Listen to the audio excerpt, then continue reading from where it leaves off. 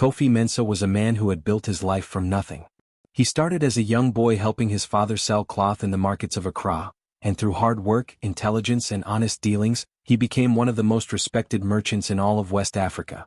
Over 50 years he opened textile factories, bought vast farmlands, established trading houses across 3 countries, and collected ancestral properties that held both great value and deep cultural meaning. His name was spoken with respect in marketplaces from Ghana to Nigeria to Côte d'Ivoire. People trusted him because he never lied, never cheated, and always kept his word. Kofi had 2 sons. His eldest was Kwame, born when Kofi was still a young man struggling to build his fortune. Kwame grew up watching his father work endless hours, and he promised himself he would be different. He would enjoy life, he would not sacrifice everything for business, and he would find easier paths to success. But life does not reward shortcuts. Kwame tried many ventures, importing electronics, starting restaurants, investing in properties, but each one failed. He borrowed money from banks, from friends, from his brother, and from wealthy businessmen. Year after year the debts grew larger. Collectors came to his house. His wife left him because she could not bear the shame. His children avoided him. And through it all, Kwame blamed everyone but himself. He blamed the government for poor policies, he blamed dishonest partners, he blamed bad luck. He never admitted that he simply lacked the patience and discipline that his father possessed. Ama was Kofi's youngest son, born when Kofi was already a successful man. Ama grew up differently from his brother. He watched his father carefully, learned his methods, understood his values. Ama worked in his father's businesses and slowly earned respect in his own right. He was honest like his father, hardworking like his father, and people began to trust him as they trusted Kofi. By the time Ama was 30 years old, he was managing several of his father's operations and doing so with great skill and integrity. When Kofi turned 75, he began to think about death. He was still healthy, but he was wise enough to know that life can end suddenly. He went to a lawyer and carefully made his will. He left money to both his sons, but he left the majority of his wealth and the management of all his businesses to Ama. This was not an easy decision.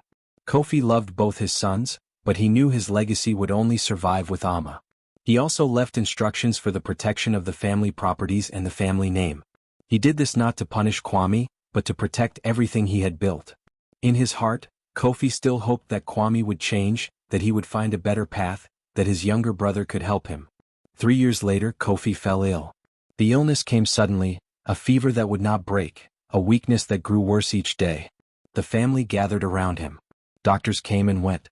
Ama sat by his father's bed day and night. Kwame came too, and in those final days, Kofi held his eldest son's hand and told him he loved him, that he forgave him for his failures, and that he hoped Ama would help him find his way. Kofi died on a Tuesday morning with his 2 sons beside him. The funeral was enormous. Thousands of people came to pay their respects. The entire merchant community closed their businesses for the day. The elders of the village came. Government officials came. Kofi's friends from across Africa traveled to Accra to say goodbye to a man they had respected and admired. The funeral lasted 3 days and people spoke of Kofi's generosity, his honesty, and his strength. Everyone knew that an important man had left the world. 1 week after the funeral, when the family was still grieving, Ama received a letter. It was from a law office in the city. The letter stated that his brother Kwame had hired lawyers to contest their father's will. The lawyers claimed that Kofi had been mentally unstable when he signed the will, that Ama had manipulated his father, and that Kwame, as the eldest son, had a greater right to the inheritance under traditional law. The hearing was scheduled for 12 days away. Ama felt as if someone had struck him. His brother was turning against him at the moment when they should have been grieving together. He read the letter 3 times, hoping it would say something different, but the words remained the same. Kwame was going to take him to court. Kwame was going to try to steal everything. That night, Ama could not sleep. He walked through his father's house, touching the furniture, looking at the photographs on the walls, remembering the sound of his father's voice. He thought about his father's last words to him: "Protect what we have built. Protect our family. Protect our name." Now his own brother was threatening everything. The next day, Ama learned more details. Kwame had hired the most expensive lawyers in Accra. These were men who won cases through clever arguments, not through truth. They had already been to meet with distant relatives, cousins whom Ama barely knew, and convinced them to claim they had greater rights to the inheritance. They had prepared documents that questioned Kofi's mental state. They had found witnesses who would testify that Kofi had seemed confused in his final years, which was a lie. Everyone knew Kofi's mind was sharp until the very end. The 12 days before the hearing passed slowly. Amma told no one except his closest friends. He was ashamed that his brother would do this. He was afraid that somehow the lawyer's tricks would work. He was worried about his father's legacy. He had no lawyer of his own. He had no documents to fight back with. He had only the truth, and he knew that sometimes the truth is not enough against clever men with money. On the night before the hearing, Amma sat alone in his father's house. He thought about giving up, about letting Kwame take the money, about walking away. But he could not do it. His father's voice was in his head, "Protect what we have built." So Amma made a decision. Tomorrow he would go to court. He would face his brother. He would fight for his father's legacy. And he would trust that somehow justice would find its way. The morning of the hearing came too quickly. Amma woke early, dressed in his best clothes, and prepared to go to the courthouse. But as he walked through the city streets, his courage began to crumble. He had no lawyer. He had no real strategy. He had only the truth, and he was not sure that would be enough against the expensive lawyers that Kwame had hired. His hands trembled as he walked. His heart beat so fast he thought it might burst from his chest. Then, without planning it, Amma found himself walking toward the old market instead of going directly to the courthouse. He did not know why. Something inside him was pulling him there like a rope tied around his waist, drawing him forward.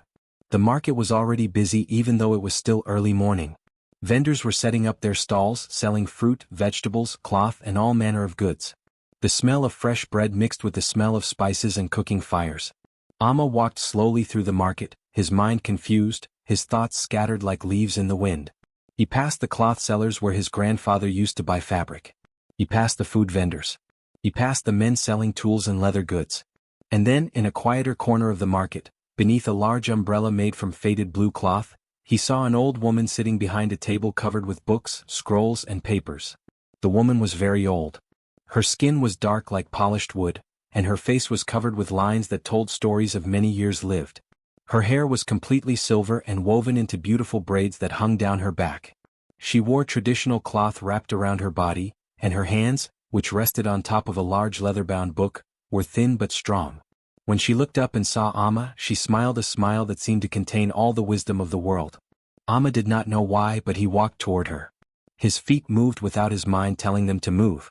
The old woman watched him approach, and her smile grew wider, as if she had been expecting him. "Sit down, my child," she said, and her voice was like the sound of wind through old trees. "I have been waiting for you." Amma sat down on the small stool across from her. He did not speak. He could not speak. Inside him something was breaking. All the fear, all the worry, all the anger and sadness about his brother and his father's death and the unfair lawyers, all of it was rising up inside his chest like a wave about to crash on the beach. "Your name is Amma?" the old woman said. It was not a question. She knew his name. "My name is Nana Esi. I am the keeper of stories. I keep the histories of families, the records of ancestors, the truths that should not be forgotten. For 60 years I have kept these records, and I know your family's story very well." Amma looked at the books and scrolls on her table. They were old, some of them very old. The leather was cracked and worn. The papers were yellowed with age. He had never heard of Nana Esi before, but there was something in her presence that felt true, that felt like wisdom. "How do you know me?" Amma asked. "How do you know my name?" "I know you because I knew your father," Nana Esi said. "I knew Kofi when he was a young man struggling to build his business. I knew him when he married your mother. I attended your birth. I watched you grow. I have kept the history of your family for all these years, because your family's history is important. It is a history of honor, of hard work, of doing the right thing even when it is difficult." Nana Esi reached beneath her table and pulled out a thick leather folder. She opened it slowly, carefully, and inside were documents of all kinds. There were letters written in Kofi's handwriting. There were official papers with government stamps. There were ancient family records written by Amma's grandfather and his grandfather before him. There were documents showing the ownership of properties, the history of the family business, and the line of succession that had been planned for generations. "Your brother Kwame has hired lawyers to lie," Nana Esi said quietly. "They will say that your father was not in his right mind. They will say that you manipulated him. They will bring false witnesses. But I have something more powerful than their lies. I have the truth. And I have proof." She pointed to one of the documents. It was a letter written by Kofi just 6 months before his death. In it, Kofi explained why he was leaving his fortune to Amma. He wrote about Ama's character, his honesty, his dedication to the family business. He also wrote about Kwame. Kofi had written that he loved his eldest son, but that Kwame had made choices that showed he was not ready to manage the family's wealth. Kofi wrote that he hoped Ama would help Kwame find a better path, but that he could not risk the family's legacy. "This letter proves your father's mind was clear," Nana Esi said. "This letter proves he made his decision with full understanding of what he was doing." Nana Esi then showed him another document. It was an ancient family agreement, written by Ama's great-grandfather more than 100 years ago. In this agreement, there was a special clause that protected the family inheritance from being stolen by someone with bad intentions. The clause stated that if the eldest son had shown through his actions that he could not be trusted with the family wealth, then the father had the right, and even the duty, to pass the inheritance to another son who had proven himself worthy. This clause was written long ago, Nana Esi explained, because our ancestors knew that sometimes the eldest is not the wisest. Sometimes the younger son has more character. This agreement is recognized by the traditional elders, and it has the force of law. Ama felt tears beginning to fall from his eyes. He had felt so alone, so helpless. He had thought he would have to face the lawyers and the court with nothing but his own voice. But now, sitting across from this old woman, he realized he was not alone. His father's wisdom was here, written in these documents. His family's history was here. The truth was here. "Why?" Ama asked. "Why would you help me? You do not even know me." Nana Esi smiled again. "I know your father and I knew him to be a good man. I know your family and I know it to be a family of honor. And I know that what your brother is trying to do is wrong. It is my duty as the keeper of stories to protect the truth. It is my duty to make sure that justice is served. And besides," she said, reaching out and patting his hand with her thin, strong fingers, "your father helped me many years ago when I had nothing. He gave me work. He treated me with respect. Now I repay that kindness by helping his son. Will you come to court with me?" Ama asked. "Will you tell them what you know?" "Yes," Nana Esi said without hesitation. "I will come. I will stand beside you. And I will speak the truth. The lawyers may try to trick us with their clever words, but the truth is stronger than any trick. The truth will prevail." The courtroom was large and intimidating. High ceilings stretched above, and the walls were made of dark wood that seemed to swallow sound. The judge sat at an elevated desk, looking down at everyone below like a king on a throne. The judge's name was Justice Osei, a man in his 60s with a stern face and sharp eyes that missed nothing. He had been a judge for 30 years and had seen many cases, but something about this one made him lean forward slightly in his chair. Kwame sat on one side of the courtroom with his team of lawyers. There were 3 of them, all dressed in expensive suits, all carrying leather briefcases filled with papers. They looked confident, almost arrogant. They smiled at each other and whispered jokes while they waited for the hearing to begin. They had done this many times before. They knew how to win cases, or at least how to make judges listen to their version of the truth. Ama sat on the other side, looking small and alone. Nana Esi sat beside him, her ancient hands folded in her lap, her face calm and peaceful. She wore her traditional cloth and carried a simple leather bag that contained the documents she had shown Ama at the market. She did not look nervous. She did not look scared. She looked like someone who had lived long enough to understand that truth has its own power. The judge called the hearing to order by striking his gavel 3 times against the wooden block on his desk. The sound echoed through the courtroom like thunder. "This is the case of Kwame Mensah against the will of Kofi Mensah," the judge announced. "The plaintiff claims that the will is invalid because the deceased was not in sound mind when he signed it. The defendant, Ama Mensah, claims that the will is valid and that his father made his decision with full understanding. Let us hear the arguments." The first lawyer for Kwame stood up. His name was Mr. Ajay, and he was famous in Accra for winning difficult cases. He was tall and confident, and he spoke with a voice that filled the entire courtroom without shouting. He did not need to shout because people listened when he spoke. They had learned to fear him. "Your Honor," Mr. Ajay began, "the evidence will show that Kofi Mensah, may he rest in peace, was not in his right mind when he signed this will. In his final years he showed signs of confusion and memory loss. We have witnesses who will testify to this. We will show that his youngest son, Ama, took advantage of an old man's weakness to secure the inheritance for himself. According to our traditions, the eldest son, Kwame, should inherit his father's wealth. This is the way it has always been. This is justice." Then Kwame's witnesses came to testify. The first was a man named Kofi Boateng who claimed to be a friend of Kofi's. But Ama knew this man was a liar. Kofi had met him only a few times. Boateng testified that he had seen Kofi forget things, that Kofi had seemed confused during conversations, that Kofi had repeated himself many times. All of it was lies, but Boateng said it with such confidence that some people in the courtroom seemed to believe him.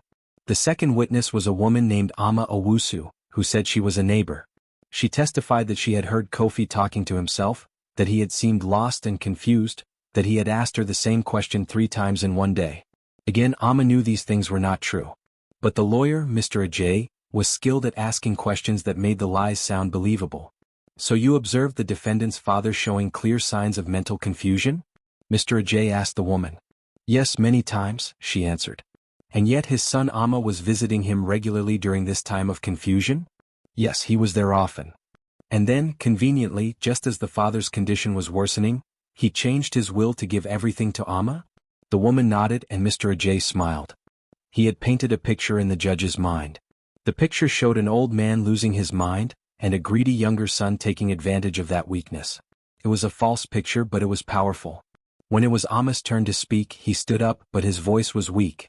He tried to explain that his father had been in perfect health until the very end, that the will was made 3 years before his father died, when Kofi was completely healthy.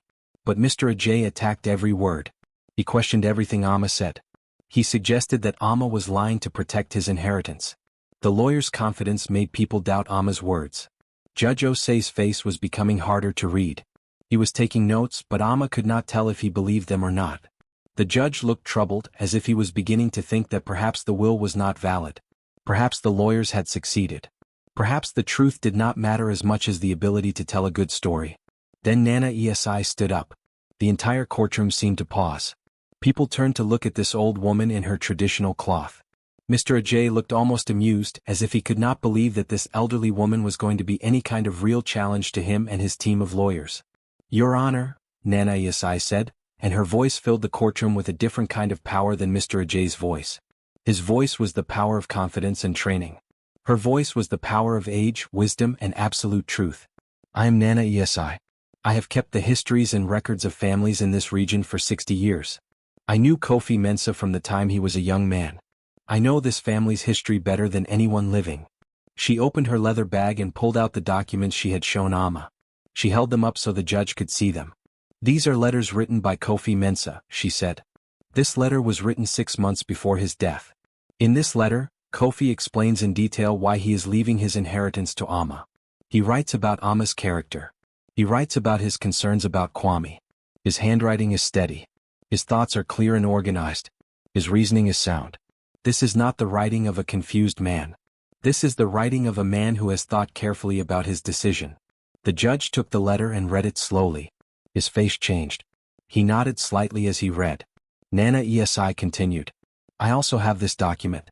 It is an ancient family agreement written by Kofi's great-grandfather more than 100 years ago. In this agreement, there is a clause that protects the family inheritance.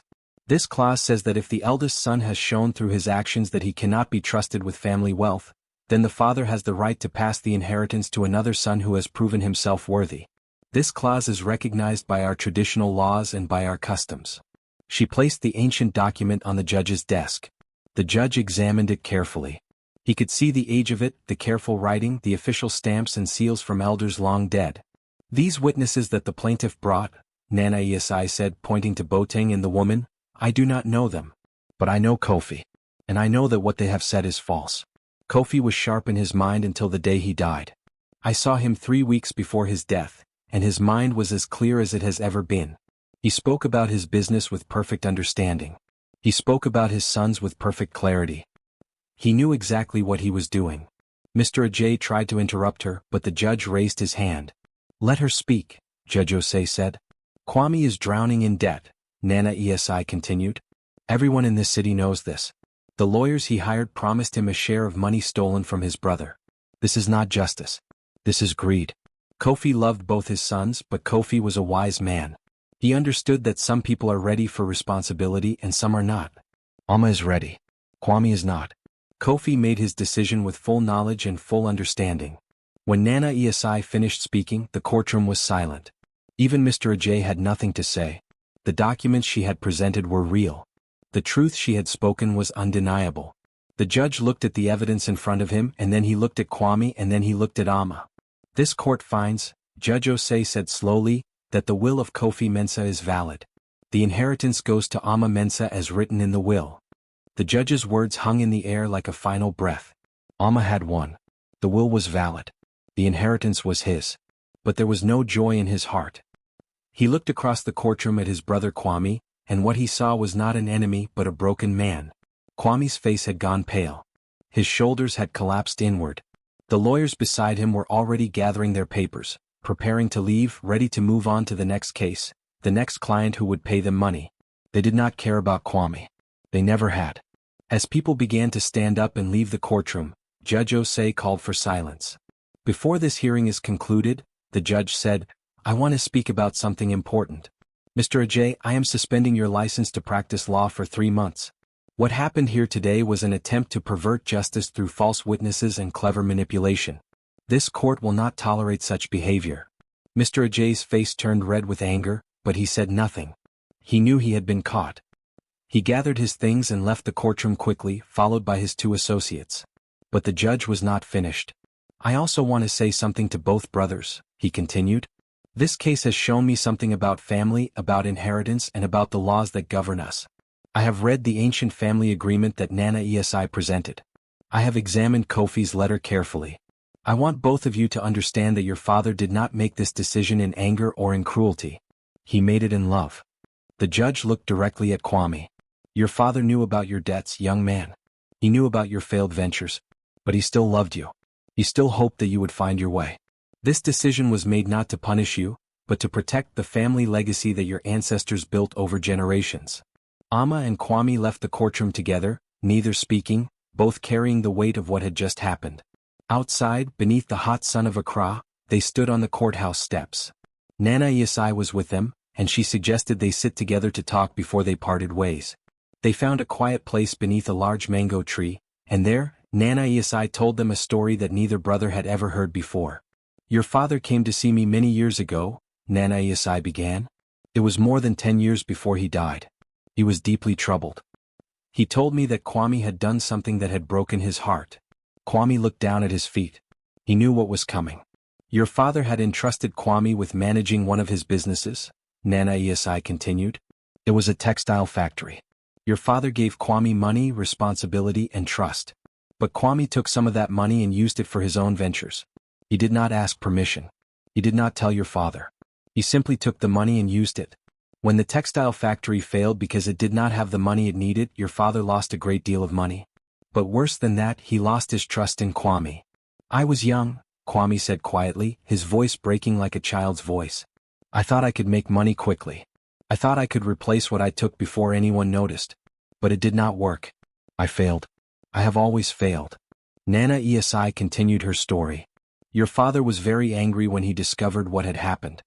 He came to me and said, how can I trust Kwame with my entire fortune when he took money from me without permission? How can I risk everything my ancestors built?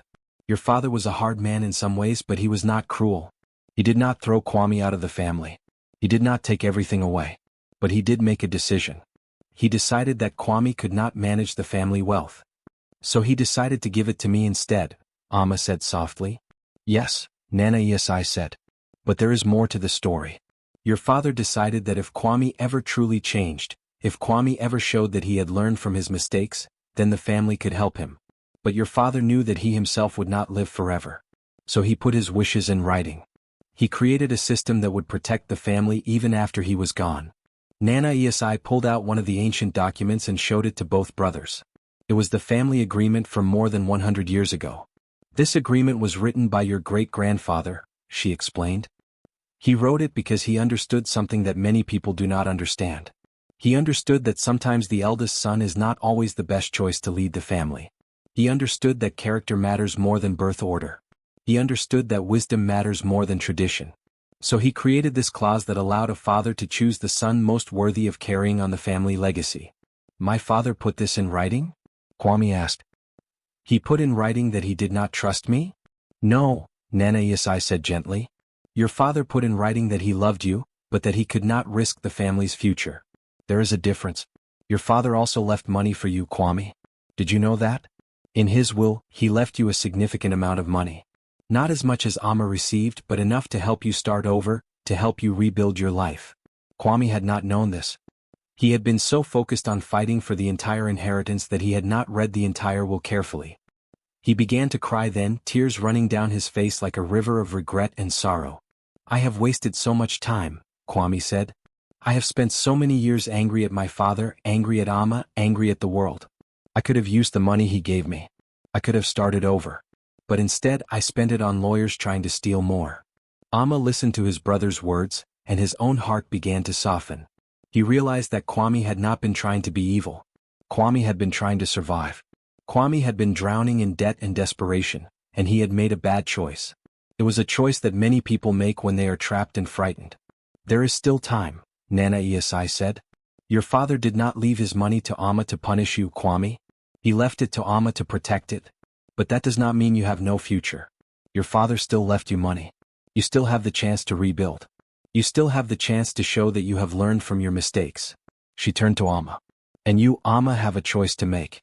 Your father left you the money and the responsibility.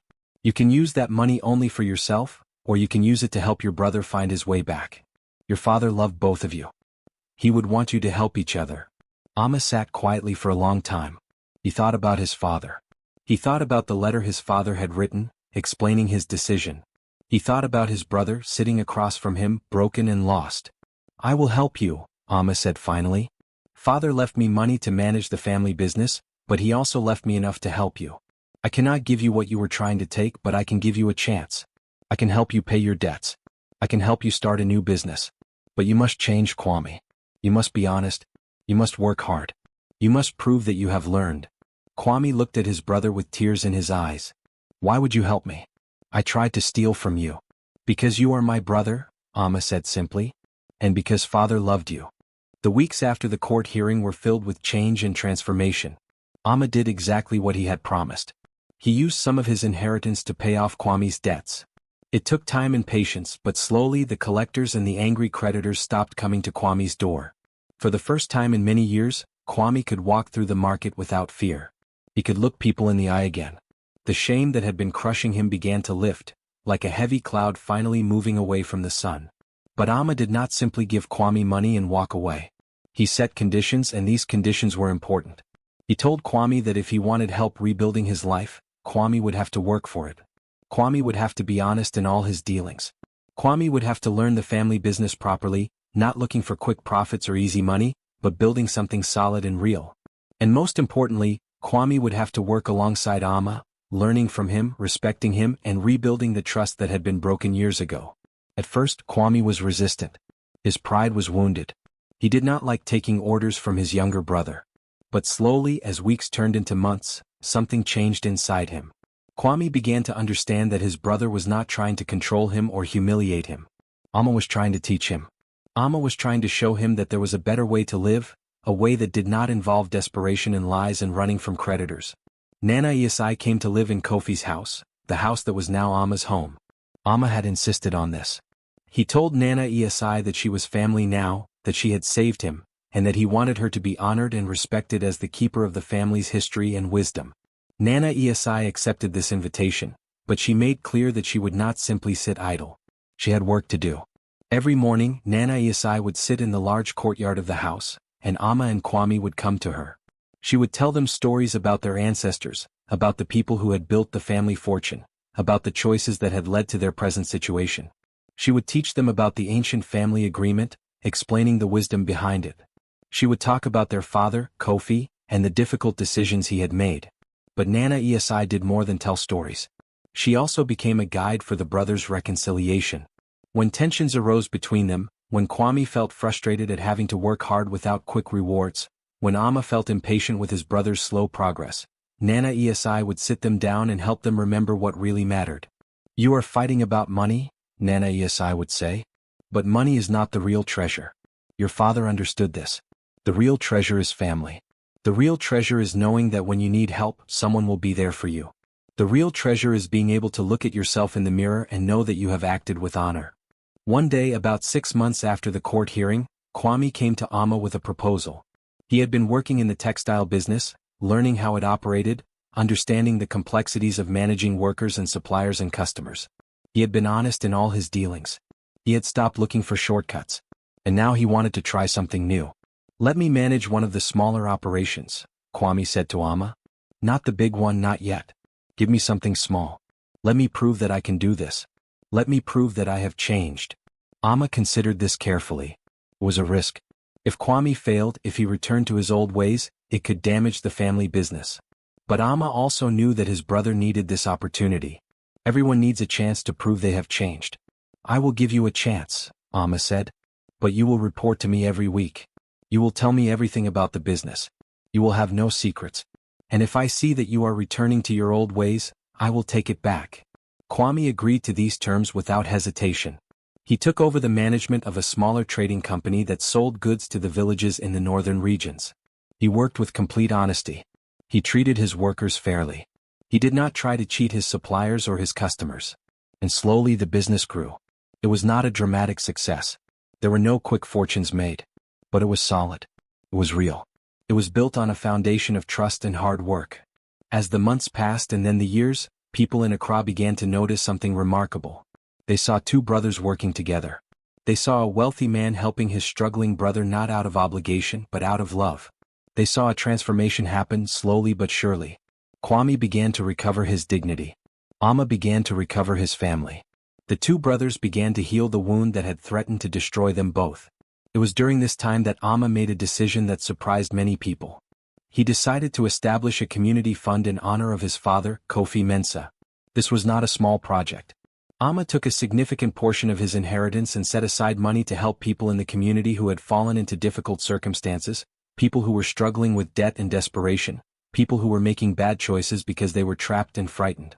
The fund was designed to help such people in two ways. First, it would provide money to help them pay their debts and get back on their feet. Second, it would provide guidance and education about building a sustainable life, about working honestly, about treating people fairly. The fund was guided by Nana Esi's principles of justice and redemption. The goal was not simply to give money away but to help people transform their lives. "Your father would have wanted this," Nana Esi told Amma when she learned about his plan. "Your father believed in the goodness of people. He believed that everyone deserves a chance to change. He believed that a person who has stumbled can get back up again if someone will help them." The community fund began to help many people. A man who had fallen into debt from medical bills was able to get back on his feet.